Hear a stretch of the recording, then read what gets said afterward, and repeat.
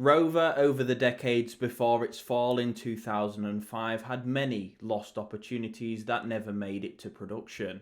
From some of its earliest, the Rover P6BS, a supercar, and the Rover P8, a lost luxury saloon, to the later Rover 700, 55, and finally the Rover 75 Coupe. There has been one car, however, that hasn't surfaced until now. The missing Rover SD1 successor has existed only in an archive, hidden away from public view. Of all the Rover cars, from prototypes to production cars, none have been quite as mysterious as the Rover Bravo, the lost prototype for the 1980s based on some quite interesting running gear, often mistaken for a photoshopped Rover SD1, a car of true mystery with a story to match. For the first time, the Rover Bravo will be revealed as the lost Rover for the 1980s, an Italian and British Rover that was unfortunately passed up for the Rover 800. This is the story of an unseen Rover, one that has been a mystery for decades. The long lost Rover Bravo. Hello everybody and welcome to this video. If you're not subscribed already, please make sure to do so. It really does help me out and you get to see more of this. More history videos, more cars and conversions uncovered, and more projects, with a fleet update this week. This video is on probably one of the most mysterious Rovers never produced, the Rover Bravo, with two unseen images appearing in this video for the first time ever. What do you think about the Rover Bravo? Do you think this car could have made Austin Rover's future any brighter? Let me know in the comments below, and do you think it was a mistake to go with Honda instead of the Rover Bravo? Make sure to like the video if you liked it and subscribe if you'd like to see more. But without further delay, let's get into one of the most mysterious mysteries of Great British motoring history, the Rover Bravo. British Leyland in 1979 would find itself finally approaching stability. With the industrial relations under control and new management, BL were finally looking to the future. The Austin Morris division had a defined plan, the Metro, Maestro and Montego trio, a series of cars for the mid-range, from the Super Mini Metro to the Golf rival Maestro and finally the Saloon Montego. Austin Morris were finally given some well-deserved attention as the company's largest volume division. They finally had all the bases covered, giving the public what they wanted. This would be the same for other divisions within BL as well, all except one.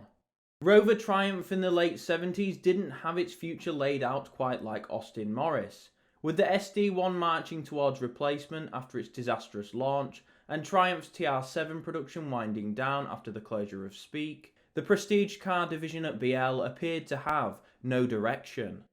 Triumph were busy creating the Broadside, a TR7 for the 1980s with advanced digital instrumentation, but Rover were in a bit of a rut. The SD1 was selling well and had recently had a minor facelift, but its shelf life was coming to an end.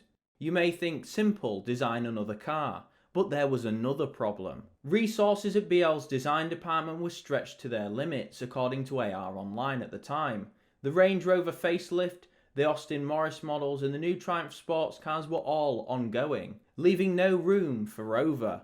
Rover looked to be fighting for its existence once again, sidelined, waiting for further investment. This would supposedly lead the team to outsource the styling of the new car, approaching Bertone in around 1979.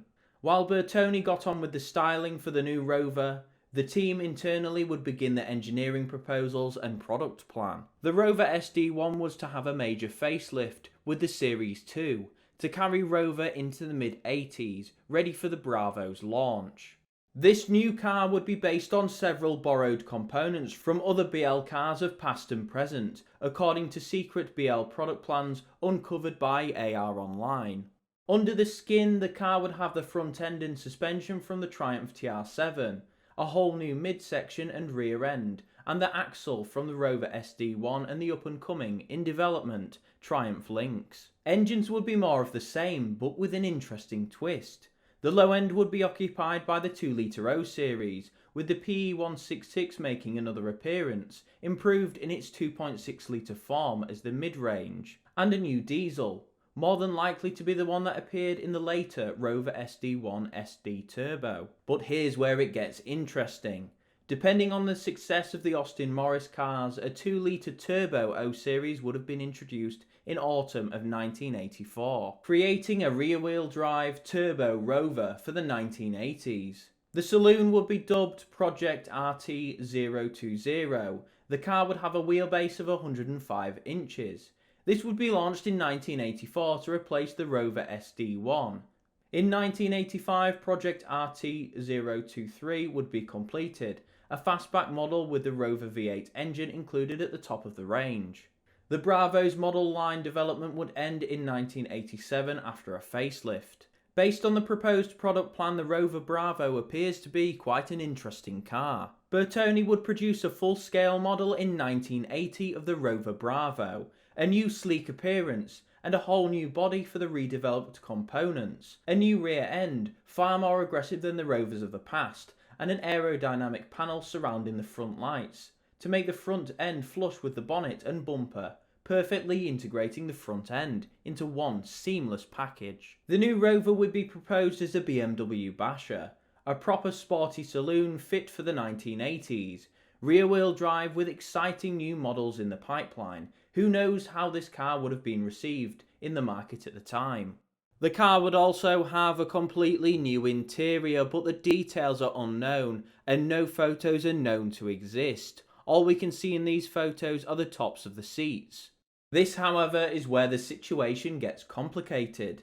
A few months earlier, in December of 1979, BL and Honda would sign an agreement to produce the new Honda at Cowley, badged as the Triumph Acclaim. It would appear time for the BL luxury brands was running out. The Broadside and Lynx would be cancelled not long after. A deal was being explored to produce the new executive car with Honda as well. The SD1 facelift would be launched in 1981, keeping with the product plan, but BL simply didn't have the appetite or resources to invest in a whole new executive car. An interesting piece of information for the Rover SD1 Series 2 facelift, that it was proposed to have a V8 diesel based on the Rover V8 of the time. Sadly, this was dropped. An agreement would then be signed with Honda, signalling the end of the Rover Bravo. The two manufacturers were going to produce their next generation of executive cars together. Rover needed the money, and Honda needed the expertise. The Rover Bravo would then fade into the archives of the Italian styling house, with it being almost forgotten. Over the past few years, several renderings of the Rover SD1 with a boot have been circulated as the Rover Bravo, but these are simply photoshops of Rover's late 70s model. The real Rover Bravo would surface in quite an unconventional way. On the 29th of July 2023, a quiz would be posted online, asking followers to guess what this mysterious car with its badge covered up was. Naturally, everyone would guess something French or Italian. It would then be revealed this was Bertone, a Marc Deschamps era Rover Bravo proposal.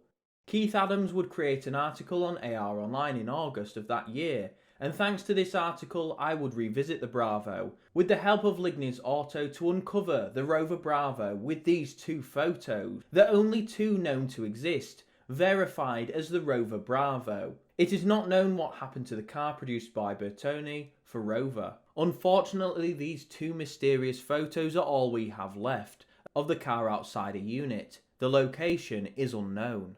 Could this car still exist somewhere, locked away from prying eyes, in perhaps Italy or somewhere in the UK? Or was it destroyed in the great culling of concept and prototype cars that took place in the late 80s? If anyone has any more information on Bravo or any other unknown Rover cars, let me know in the comments below or drop me an email which is linked in my description. It would be interesting to find out more about the Rover Bravo, or perhaps even find the car itself. The Rover Bravo is one of the most mysterious Rovers ever, and I hope this video has helped to demystify one of the most incredible lost cars of Rover. A short-lived but very compelling car that could have been Rover's entrant into the premium saloon arena of the 1980s. What is your opinion on the Rover Bravo?